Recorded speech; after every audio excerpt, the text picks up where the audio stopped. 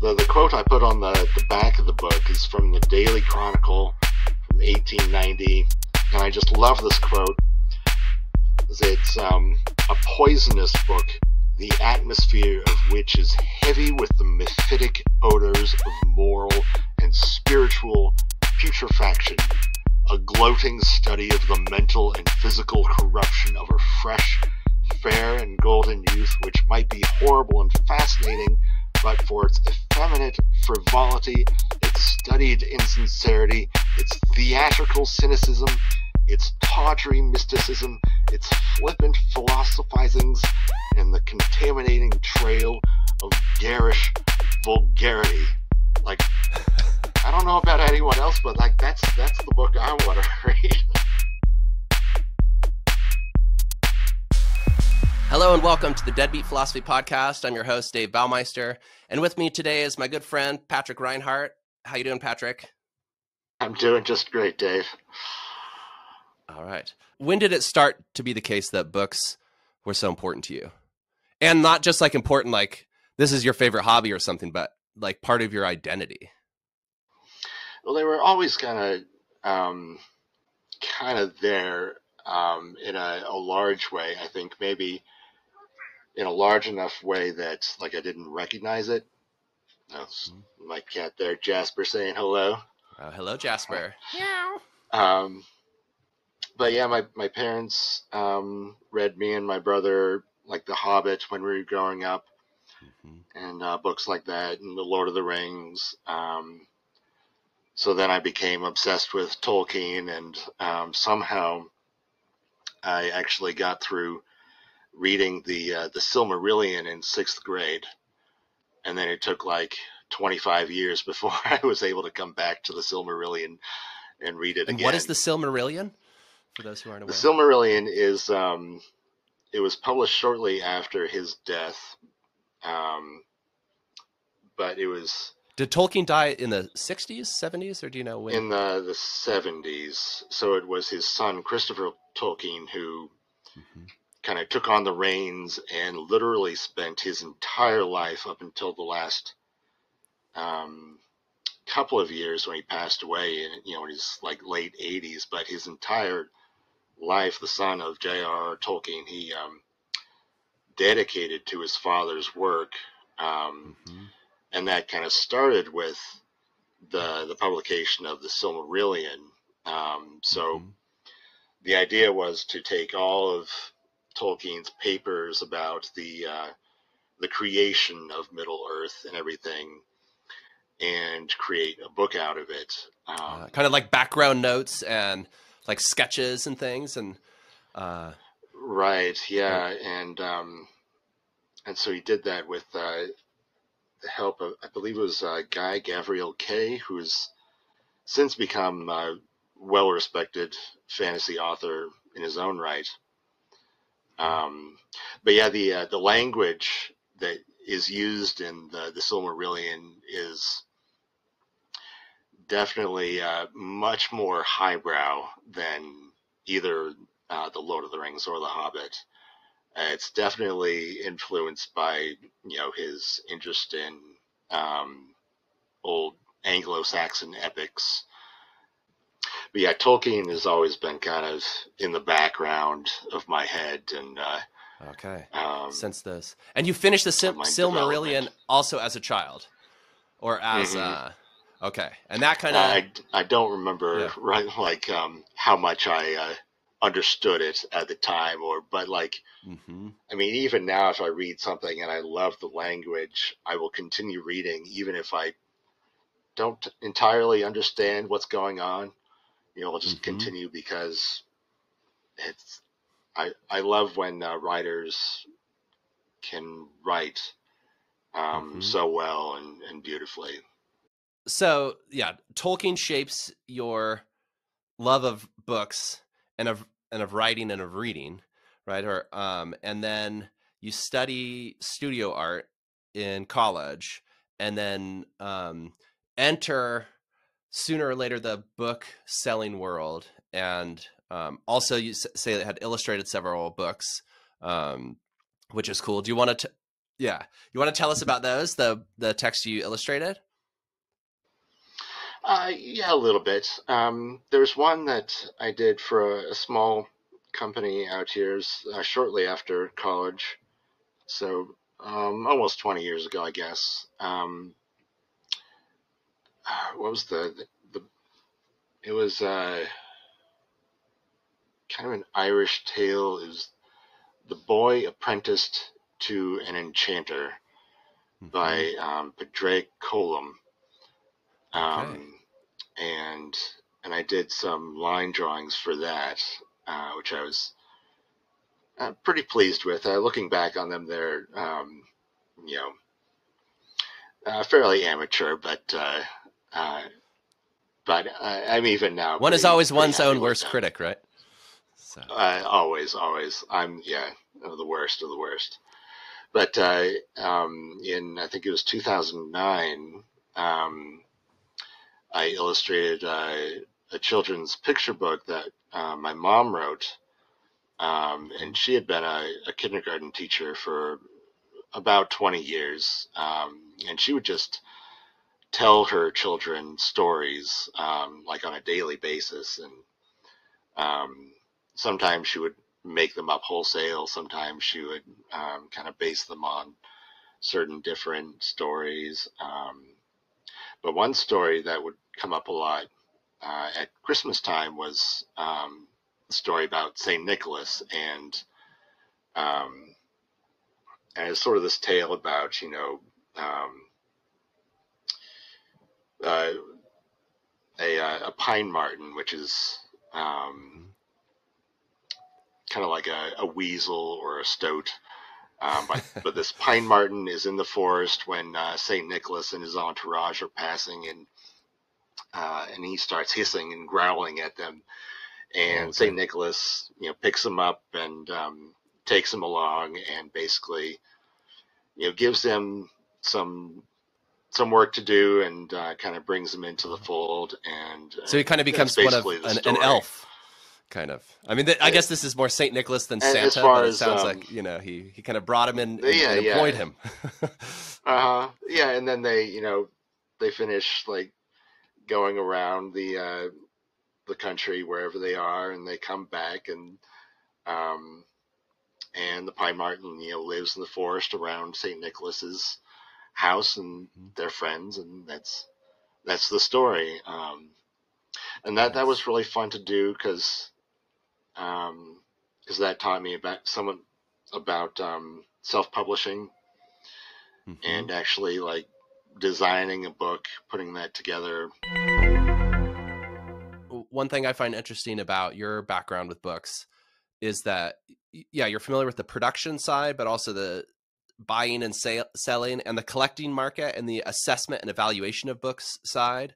And often I think one of the values that books have for people is that they kind of give something that's beyond price, like a wonderful novel that you can get you could buy a new copy maybe for $20 or something, but you could probably find a used copy for $1, or maybe it's for free somewhere. It's like it doesn't, or get it at the library. But the experience you get of reading that book, and it doesn't just have to be fiction, but any number of books, they can give something that what you learn or what you feel through that encounter with the book that you can't really put a price tag on. And it's, in some ways, it's like silly to say, okay, well, that was a $10 worth of value I got out of reading this novel, but then this other one that I didn't really like, that was only $5 worth or something. Like, we usually don't think of the value of books that way, but books are objects in the world, and people consume them, and they're things that are traded and bought and sold, and always have been. In the history of philosophy, like in ancient Greece, often we don't think about that enough, but that all those early guys, Socrates, Plato, Aristotle, and things, they were all selling and buying books. Not Socrates, he wasn't writing any books, but they had these little booklets and book markets and things. So and with the pre-Socratic philosophers, so the rise and fall of these earlier philosophers it wasn't just about their renown through speaking, which is often what we focus on, or thinking, but some of them were able to sell more copies. But for you, as somebody who apparently really loves and appreciates books, like, how do you navigate that in your own life? What draws you to to a book? Like most people, I think so much of it is nostalgia. Um, Mm-hmm. so, the stuff that I read when I was young, um, like I, do have some interesting editions of, The Hobbit, The Lord of the Rings. Some of it is sort of, what's the word? Nostalgia is for, when you were younger, but then there's like, what is it? Atavism for like nostalgia for like an earlier time period that you did Yes. not Okay. experience firsthand. Um, I've always had a fascination with like the late 19th century. Um, Mm-hmm. Kind of Victorian so period, yeah, and kind so of so called. Yeah. going into early 20th as well. Mm-hmm. Um, uh, but then it was kind of with Tolkien. At some point I started thinking, well, what kind of fantasy was there before Tolkien? So I started kind of researching, Mm-hmm. um, who came before, like people like William Morris, it's a guy Lord Dunsany, Mm-hmm. um, and in some ways even like H.P. Lovecraft is in there. Mm-hmm. Arthur Machen, kind of the horror fantasy, Mm-hmm. some of the kind of weird speculative stuff going Mm-hmm. on in the Victorian era. Do you sense Lovecraftian echoes in Tolkien? I think you could make some argument for small bits. I mean, thinking about the movies, there's that moment which is very visual. It's like, okay, that's very like Lovecraftian when they finally open the door with um, the secret Mm-hmm. word into Moriah, um, and the door opens and there's that lake there. They're almost all the way into the door, and then this giant sea monster comes and starts dragging Frodo away and everything. And that's a very definitely as depicted in the movies, very Cthulhu sort of Lovecraftian monster. But Tolkien, I think, I mean, even the Balrog, he has some pretty crazy monsters. Shelob, the giant spider and everything. Mm-hmm. Pretty metal kind of monsters, And Mm-hmm. there's Yeah. there's even a German metal group that's been around for like 40 years. They're coming to Denver in December. I really want to see them. They have a couple of albums, I think, like based on the Lord of the Rings. They're called Blind Guardian. So yeah, Okay. Tolkien is Nice. at the root of a lot of like metal, and he does actually have like um, that kind of stuff, and it's For sure. justified. What's your view of the film versus book dichotomy? Like, and maybe this is like the classic one because the Lord of the Rings films and even the Hobbit films, but especially like the original trilogy, were like widely acclaimed films. But then the books are, of course, widely acclaimed. And as a book person, like one might expect you to say, "Oh, the books are necessarily better." But do you see these as, is the book always better? Or is it the case that either the film can be superior or that the film maybe does its own thing in its own, independent way? Right. Yeah. It's certainly not always cut and dried, but I, I mean, I feel like I'm biased, but I definitely feel like the books um, you know, are better. The films are amazing, and they came out when I was in high school, when we were in high school, Mm-hmm. and I mean, at that point, it was like, still no one thought that that could be done at all. Like that was, Mm-hmm. the Lord of the Rings was unfilmable um, up until, of course, they filmed it.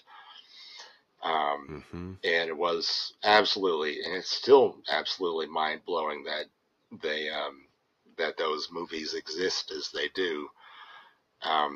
But there is that sort of sadness that is like basically all of the fan art I see online takes the films as inspiration. And that's fine, but it would be kind of more fun to see a little bit more original interpretations of some of those characters.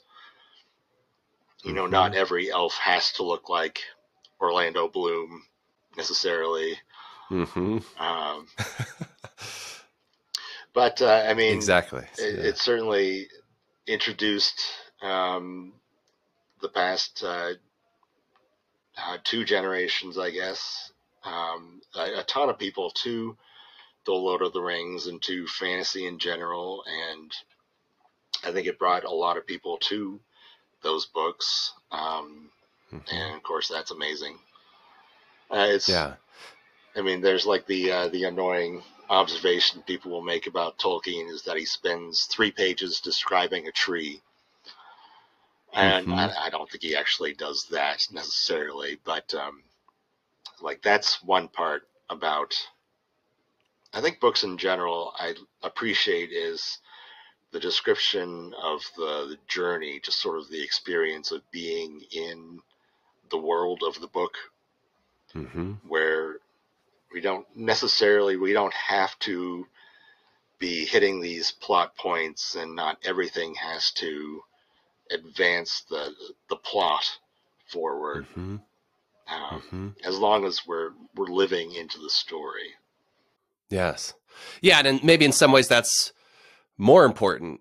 I mean, I guess maybe you need both, and a book like Tolkien's writing can achieve that, that there is like a narrative driving plot, and it's kind of like a basic bullet list of who are the characters, where are they, and what are they doing, and that is happening. But that can happen in such a boring, dry, tedious way. So I guess it's the way that the texture is added onto that skeleton, right? And description is often a way of achieving that. Right. But I have got about halfway through this British series that was written mid 20th century. The series as a whole is called A Dance to the Music of Time, by Anthony Powell. This is like the 9th book or something. I haven't actually got to this one in particular, but it deals with the same group of characters. The main character isn't even all that interesting, but the time frame is like from like the First World War up until like the 50s or the 1960s or something, and they were published kind of in that broad period of time. So people reading this series would wait for 5-10 years for the next book, I think. But it is very like kind of middle class British, mid 20th century life. But you get to know these characters over the course of their lives. And yeah, I find that I have like come to know them and everything. I feel like maybe if I came to one of the books, like one of the 5th or 6th books, I might not understand the characters, where they're coming from. I might not care. But having been on this journey with them for so long, literature in that kind of sense, I don't actually read nearly as much as I do just more of sort of the fantasy and like speculative. But there are those certain areas of more sort of traditional literature that I just really find fascinating. And in this case, I think it's just like such a close observation of like the behavior of the characters and why they're doing what they're doing in relation to everyone, in these, just the character studies, I guess. Mm-hmm. And then I think the world, the environment that they are all in is interesting as well. Mm-hmm. And just the characters' eccentricities, and then it's like, why are these two characters remaining friends? But then that has some implications later. But then I know with that series, there's a lot of stuff that just happens that seems like it probably has very little like plot or narrative Mm-hmm. significance necessarily, but it's just kind of more how life is anyway. Yeah, and often that's maybe what we need in books, like kind of a mirror, Mm, like placed in front of us. right.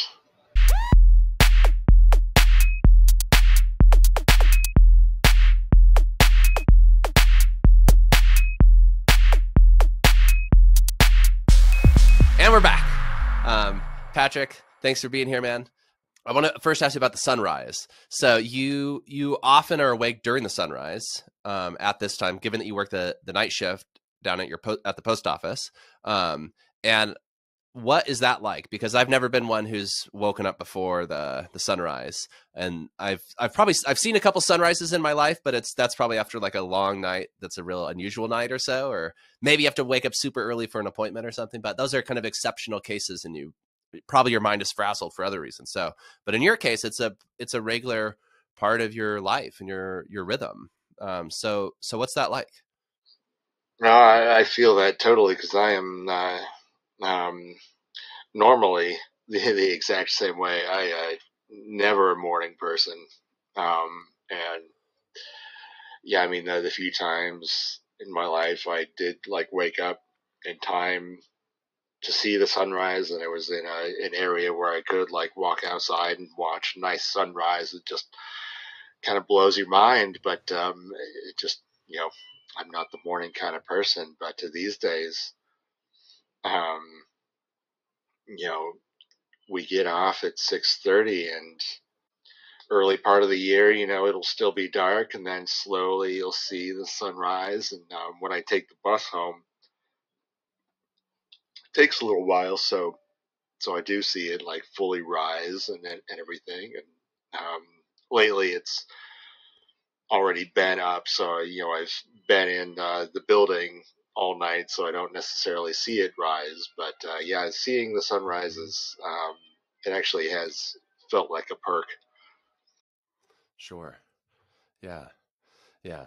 That's the thing. I think like humans are quite adaptable to different circumstances, and then like different patterns of sleeping and waking. And once you can adapt yourself, there's always advantages that accompany almost any disadvantage. So, um, okay, let me ask you about this. Like, so we're about the same age. We're like in our early 40s, right? And so that's like some consider that like the midlife point, like I mean, halfway I was or wondering something. about If the other, like, am I middle aged now? it depends on how it's I guess defined. so. I mean, like, if Hmm. people live to about 80, or there, 40 is half of 80. It's Hmm. I guess so.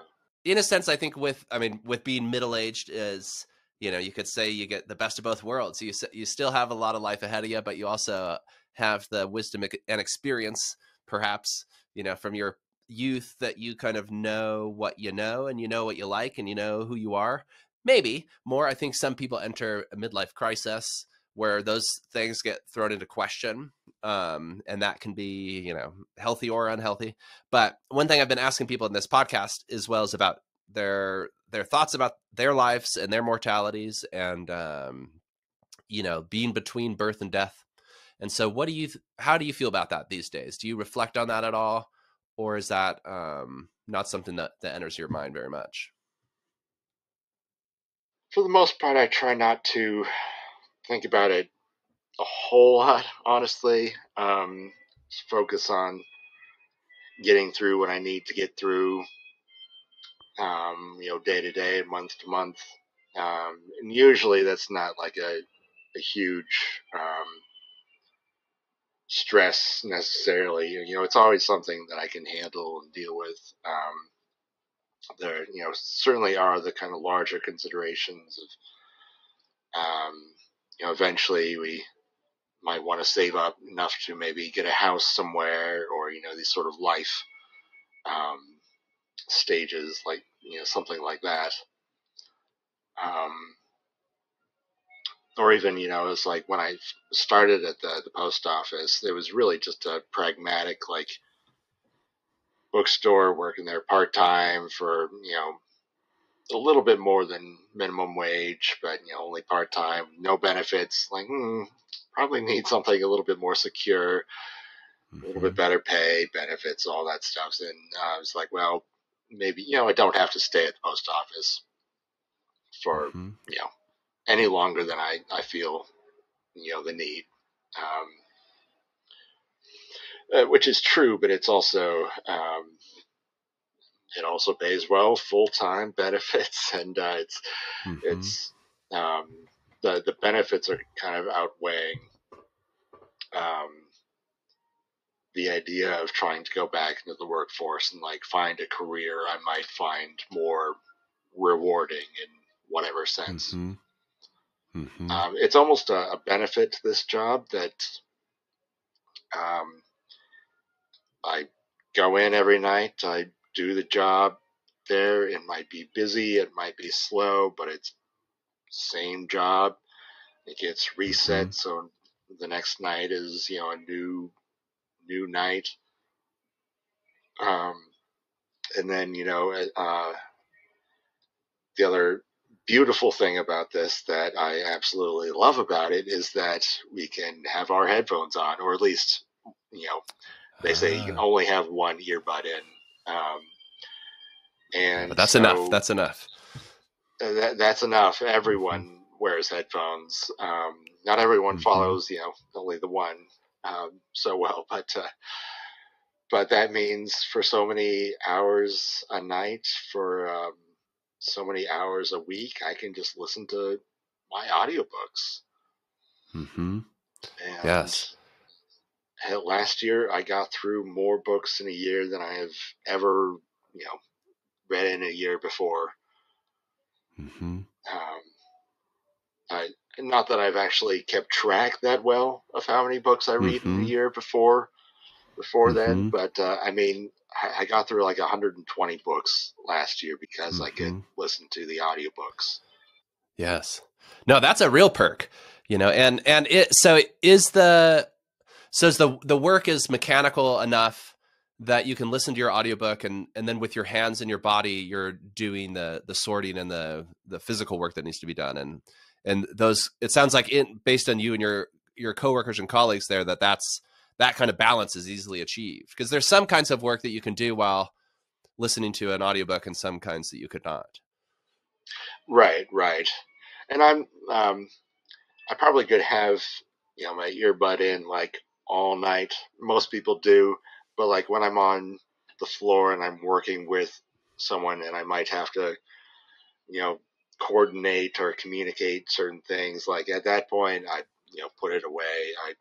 I want to be available, because I feel like it is being a little bit too antisocial for my comfort to like wear it all the time. But that's just me. But even considering that, some nights I get like 5, maybe 6 hours worth of listening time, and I often listen at 1.5 speed. So sure. suddenly 5 or 6 hours becomes 7.5 or 9 hours worth of audiobook. Yeah. And there's a lot of novellas that you could tackle in a single session and such. Right. Yeah. I've been using actually 2 apps to keep track of my reading, and I've set my goal for the year at 100 books, so it tells you what percentage you are, which pretty easy with 100 books. But it also tells you if you're behind, and like how many books you're behind or how many books ahead, and it gives you all these different statistics that I really love. So one question then connected to that last one about mortality and midlife and time, I suppose, is that it occurred to me to raise with you in particular is because you, like me, and I think maybe a number of people that we know are kind of weirdos who are interested in the past in a way, like or I don't know, I mean that not in a pejorative sense, but like the weirdness of the past we appreciate. And like, you know, I have all these objects here that I've collected and that, you know, kind of inherited in this space, like old things and then also old ideas. You know, like in philosophy, I've always been drawn to the history of philosophy and the idea of looking at the present through that history and using them together. And so like, and you with your interest in earlier periods of books, but also like stylistically, you know, like your mustache and your hat and like knowing you over the years and your style and such, like you know, certainly have an appreciation for, you know, whether that's like a vintage aspect or, but I think it might be something more deep, like something more existential about a connection to the past. So that's what I want to ask you about. And one way to put this is maybe like, do you feel fully at home in the present? Or is there a sense, like a part of you that maybe like that you wish you lived in a different time is too strong, but at least there's like something about the present that, you know, is maybe alienated, so that other time periods, whether that's the past or perhaps even the future, have like that they resonate more with you. But I don't know. What are your thoughts on that general palette of topics? Yeah, I think a lot of that is true. Like I've always felt kind of a weirdo and a little bit of an outsider. And I think at some point growing up, I took that as a badge of honor, Mm-hmm. and I think that has served me all right. You know, Yes. and yeah, there's putting it like I don't think I would want to live in pretty much any other time period, really. But there are sort of some of those aesthetics or like um, tastes or whatever from other periods, which really do appreciate. Uh, Mm-hmm. this was actually brought up to me years and years ago by a psychologist when I went. It was the first time and only time that I saw this guy, but I was wearing a similar kind of style. But I think when I saw him, I was wearing some suspenders and like some pinstripe pants or something as well. Mm-hmm. And he was asking me like whether um, I thought that people might think that I have like really conservative, old timey beliefs if I'm like dressing like that. Ah. And at the time, I kind of took exception to that idea. I was like, oh, obviously not. Like, that's insane. Like, I don't have the same beliefs that people in, I don't know, the 1920s have. Like, Mm-hmm. but I mean, he had a little bit of a point, I guess. But um, no, it definitely comes up like in the genre of steampunk a Mm-hmm. lot, if you're familiar. Just Sure. Yeah. not Say no. as popular these days, but yeah, that it is kind of a fetishization of like the Victorian industrial era, where you know you've got these machines, but you've also got the beautiful aesthetics. So there's it might be industrial machines, but they're all made beautifully. Um, but then the kind of a lot of the thrust of steampunk is that they have like modern technology that we have now, except in like using the technology of steam engines. Um, Mm-hmm. and then of course you get the costume aspect of it, with people getting the big goggles and the wearing the gears and all that kind of goofy stuff. But Okay. most people that are into steampunk do not have Victorian ideals. I would think most people that are into steampunk are probably pretty progressive for the most part, but they just really feel that connection to like the aesthetic, the care taken into the design of the technology or the fashions, and maybe that's kind of a reaction against like the sleek design of like Apple products now, or just kind of the opposite of the ornate, like Art Nouveau or that kind of design. Yeah. It's almost in that regard, like, pivoting back to design, exactly, like your background in design and noticing designs and thinking of the design of things. I really appreciate, Art Nouveau and earlier different styles of design that contrast with exactly what you said, like the iPhone aesthetic, or the sleekness, this kind of modern generic sleekness that is around contemporary technology, and that maybe that's always been there with technology to a certain extent.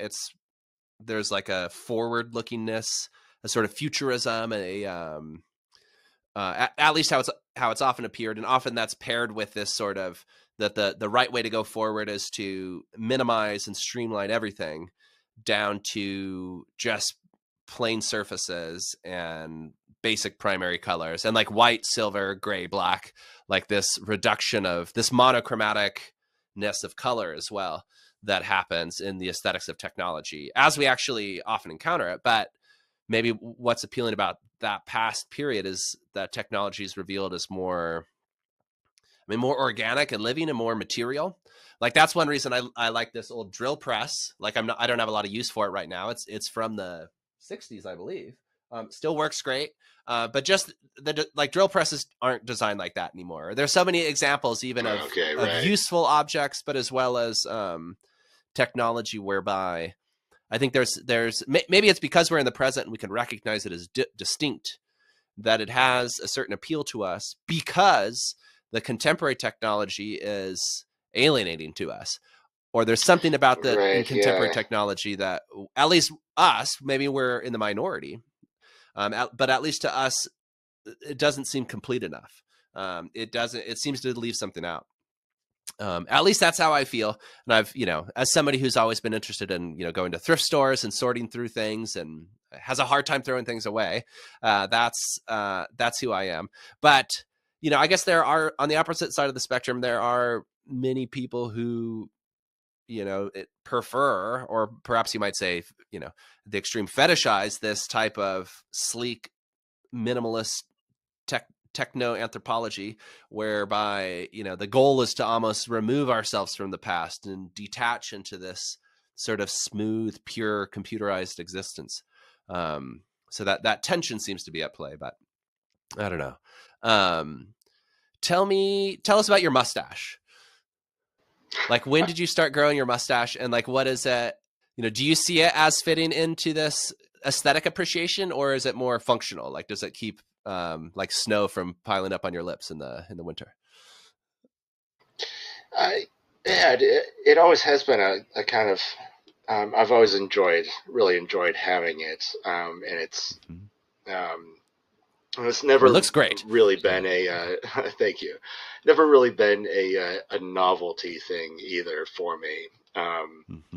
But in college, I was very wispy, and I've never been able to grow out like a full beard or anything. Not like my father, who's always been able to grow a full beard since he was in college. But I was never able to grow much while I was in college, but I had the style and everything, the hat, whatever. Um, and so everyone said, "Oh, you should grow a curly mustache." I Mm-hmm. was like, "Well, yeah, I'd like to. I'd love to do that, but it's just not happening." Until like 6 months after college. Then it started, kind of coming out and like, okay. And I've trimmed it a few times over the years. I did have to actually trim it for a summer job, to the ends so it didn't pass my lips, which Oh, that was was like a super silly. requirement of the job. Like they had a Yeah, rule book, no that mustaches was beyond the lips. right working for Elitch amusement park that summer. Ah. Yeah, Mm-hmm. and of course I just let it grow out again over the course of the Yeah. summer, and everyone loved it.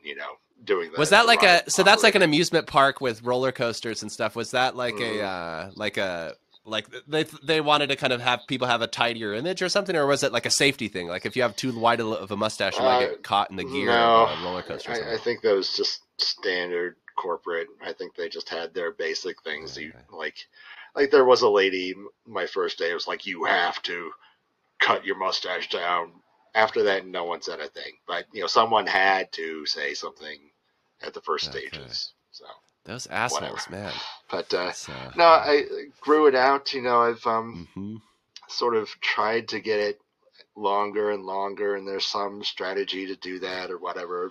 Um, but the I mean, I've become so used to it now that the idea of shaving it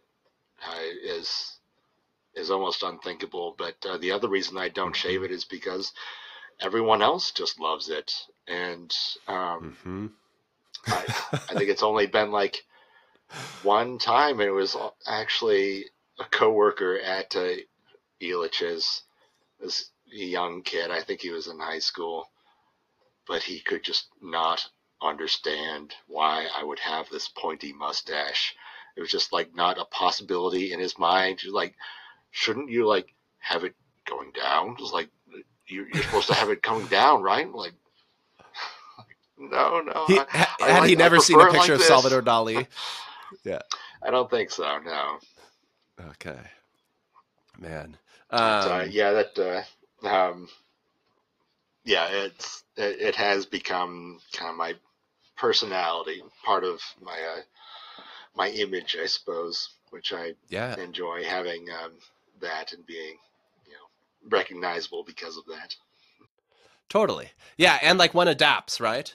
I had a mustache for a brief period. It was maybe like a summer, and I remember I went to a wedding, and there were some pictures of me from that wedding. It was like my cousin's wedding, and that's the only evidence of that mustache. And it was like an experiment, and I think it just didn't. It's like there's different faces, I suppose, as well, and different colors and things, and but maybe I'll try it again someday. But I see, it's like and then once you grew it, it was basically a part of you, in a sense, like you've never fully trimmed it off since that time after Right, college, right? right.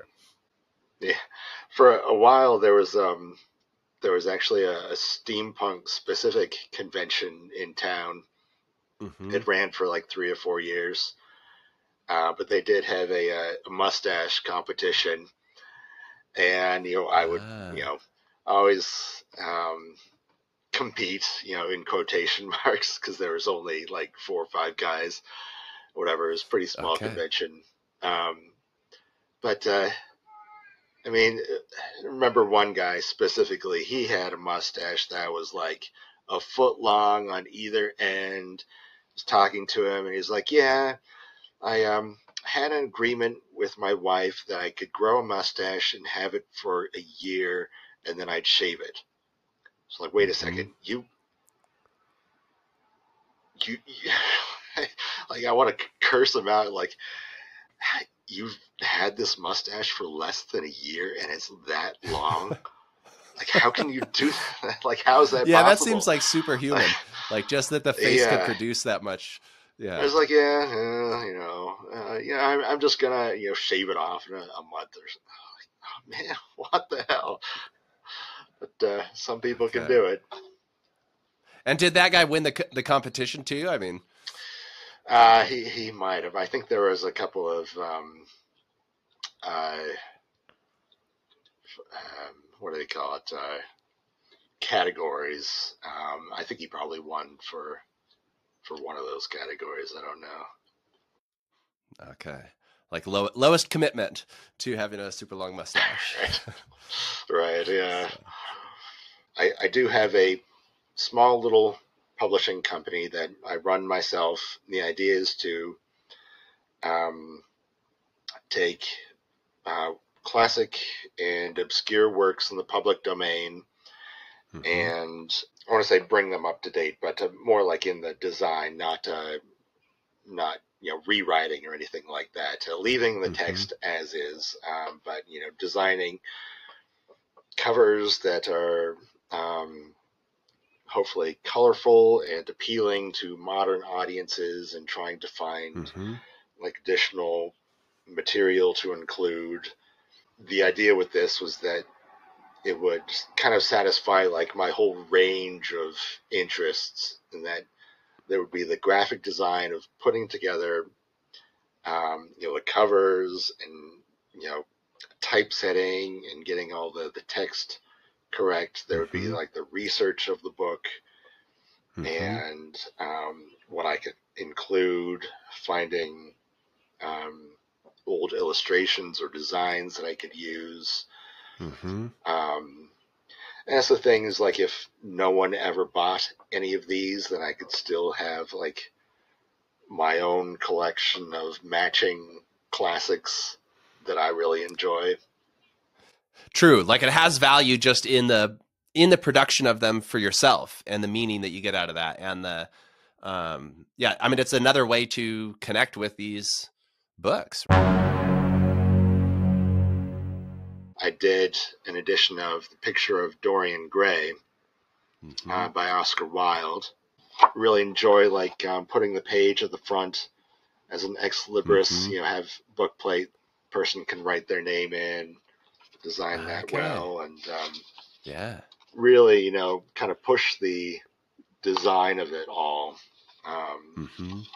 And with this one in particular, I found a volume published in 1908.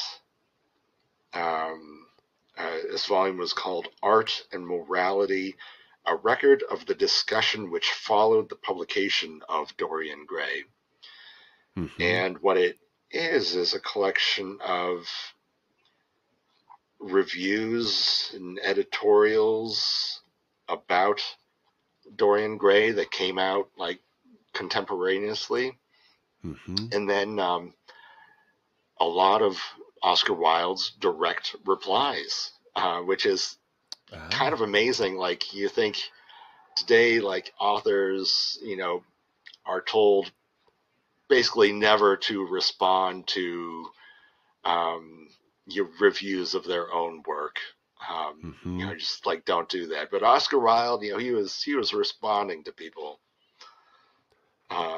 and it just gives such an incredible perspective on what the actual reading public was like at the time. The quote I put on the back of the book is from the Daily Chronicle from 1890, and I just love this quote. It's a poisonous book, the atmosphere of which is heavy with the mephitic odors of moral and spiritual putrefaction, a gloating study of the mental and physical corruption of a fresh, fair, and golden youth, which might be horrible and fascinating, but for its effeminate frivolity, its studied insincerity, its theatrical cynicism, its tawdry mysticism, its flippant philosophizings, and the contaminating trail of garish vulgarity. Like, I don't know about anyone else, but like that's the book I want to read. Yes. Yeah. So it's like 15 years later that, or 125 years later, that becomes like a great endorsement for the book. Right. Yeah. As far as I'm concerned, for sure. Yeah. The one I'm probably most proud of that I did do hardcover is Moby Dick. Okay. Melville. Yep. And this one was fun because not only could I design the dust jacket, but also the cover boards. Which I see. I leaned Yes. into, the just the open It's kind of an ocean sea. horizon, menacing. Right.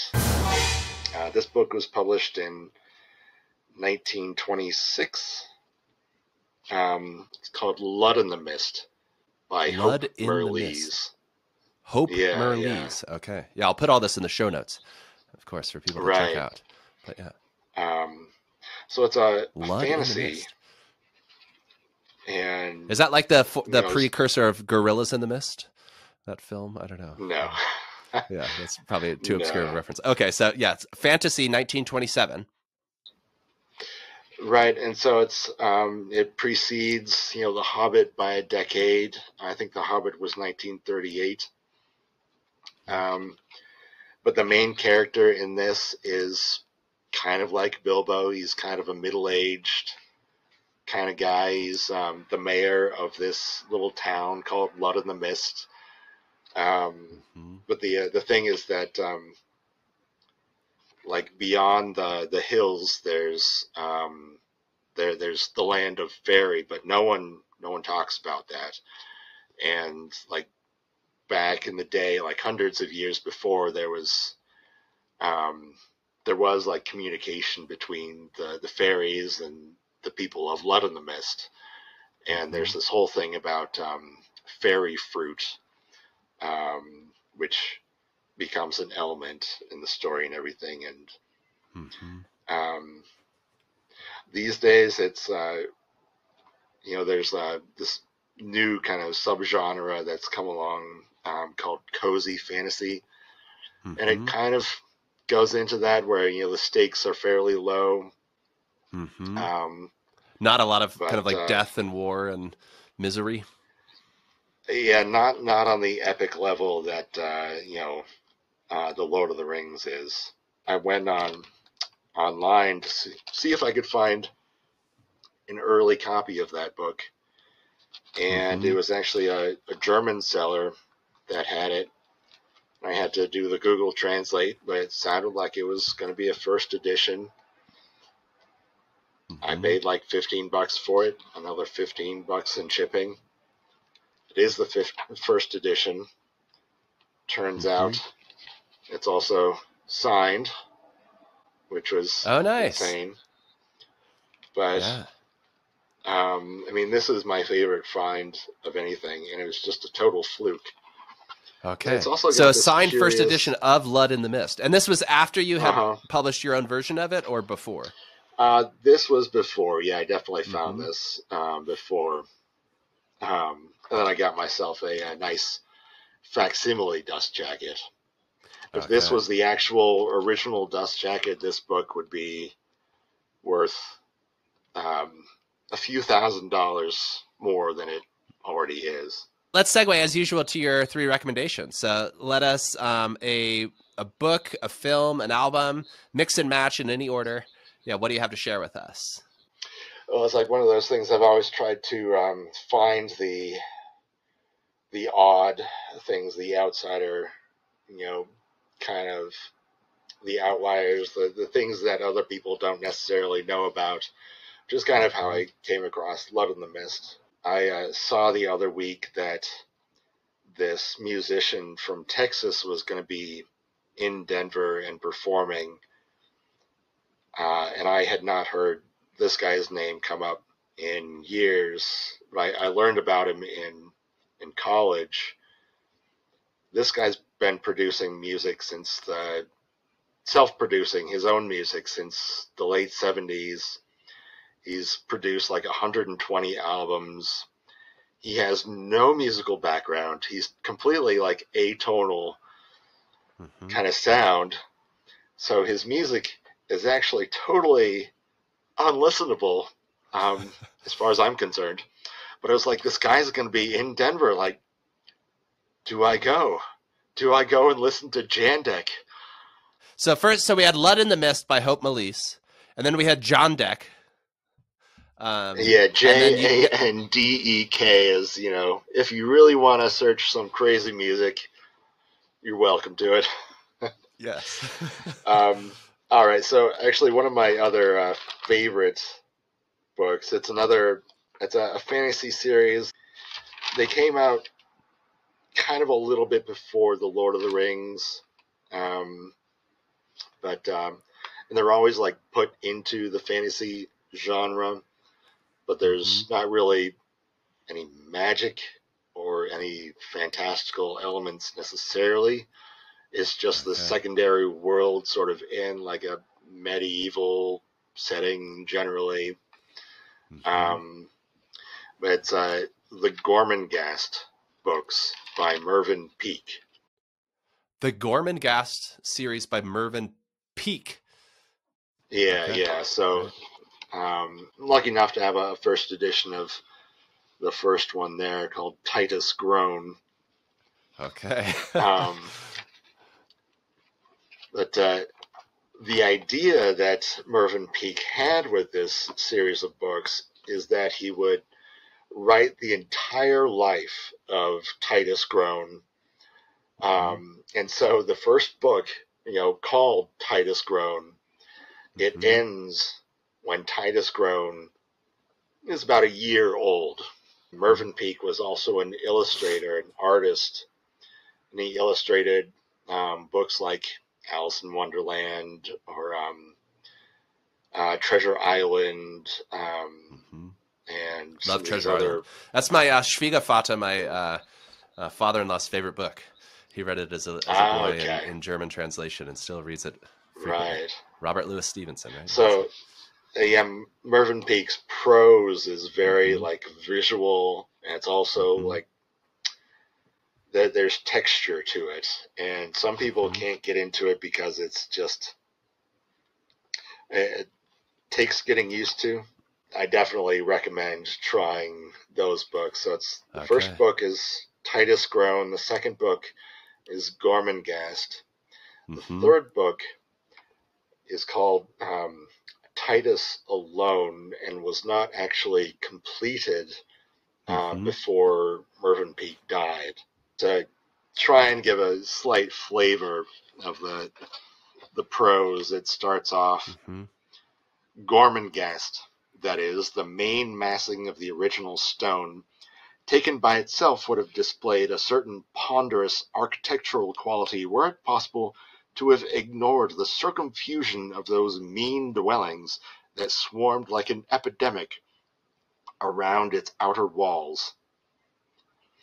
And that just kind of continues describing those dwellings. Then it kind of builds up the battlements and some of the towers and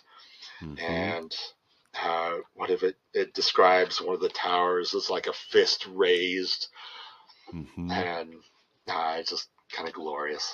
So this third one, the book Against the Grain, by this French-Dutch author Joris Karl Huysmans, I think. So this was written in France in the 1880s. And this kind of goes back to like books we were talking about without much plot. And this one is notorious for basically just not having any plot and really only having one character. Wonderful. And would you say that the book works? Like, is that an example of a novel without plot, but that does have just description in the single character? Like, does it succeed? If you know what you're kind of getting into, if you know anything about Oscar Wilde, it's easy to understand why he would be into it. Because the idea of this story is that the main character, he's led this totally like hedonistic life in Paris for so long, and he just is tired of it. He wants to get out of it, so he moves like just far enough away from Paris that he knows he has the possibility that he could go anytime he wants, but it'll still be like just enough of an inconvenience that he probably won't ever, feel the need to actually go into town. Okay. So he finds himself this big house. Like, chapters are dedicated to the furnishings of his house and like his particular what colors will work best in what light. And he really likes some colors, but really he's only going to be in this room when there's candlelight. So, that will influence the colors in such a way that he has to, alter his plans. There's a chapter all on perfume. And like he has this obsession with making perfume, and with there's a whole bit about his mouth organ, where he decides to have different liquors and mix them in different ways and take them in certain ways that they correspond to different musical scores and operas and things. So he'll be listening to music and then we'll drink the liquors, or he won't even have the music and he'll arrange his tasting of the different liquors as a sort of reproduction of a musical work. Yeah, that kind of thing. But I mean, this sounds like a real interesting guy. I'd like to hang out with this guy sometime. Yeah. I don't know. Yeah, at least in a social setting. Where it finds sort of broader, I think, like cultural significance is that he does actually talk about like the different works of art that he brings into his house, and most of these artists that he's talking about were contemporary and were not actually all that well known at the time, but later they became better known. And so he was really kind of describing kind of that art culture and the literature as well of the time, and so it's kind of a snapshot in a way. Great. But it's just, I mean, if you kind of take it for what it is and you just start to kind of take this character for who he is and all his eccentricities and all his questionable tastes and everything, it's also really funny. There's a whole chapter where he gets a tortoise and decides to encrust the shell with all these precious jewels. And he spends all this time deciding which jewels and which configurations and everything. And this is a living tortoise. A living tortoise, just so that it can be in a certain room, and so that it will be set against the certain types of patterns on the rugs and on the walls and everything. And of course, after a day, it dies. Under the weight of like all this luxury and everything. He looks over, and the end of the chapter is that this tortoise has died. Oh man, I think that's a great place to land. Thanks so much, man, for this conversation, and we'll have to get together again and chat about books down the line. Absolutely. Patrick, we'll see you again soon, and everybody else, we'll see you for the next episode of the Deadbeat Philosophy podcast. Bye. All right. We'll see you.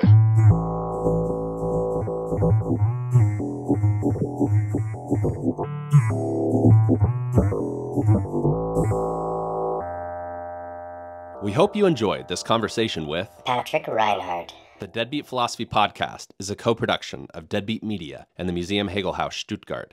For more Deadbeat content and to chip in to keep the channel going, check us out at deadbeatphilosophy.substack.com. For more about the Museum Hegel-Haus, check out hegelhaus.de. That's HEGEL-HAUS.de.